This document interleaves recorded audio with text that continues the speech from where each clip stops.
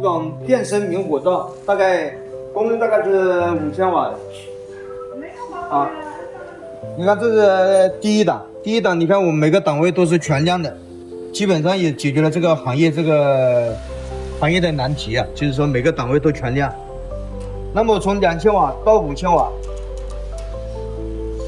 这个每个点火头都是非常安静的啊，火力也特别大，火力发热也非常均匀，最主要它的噪音也非常低。在有些炒菜的场景呢，大家都需要明火，那我们就电声明火灶呢，刚好解决了这个对明火的需求。另外一个，它没什么排放，非常安全。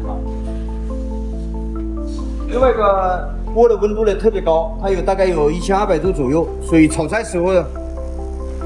特别香，非常适合这种各种大排档啊，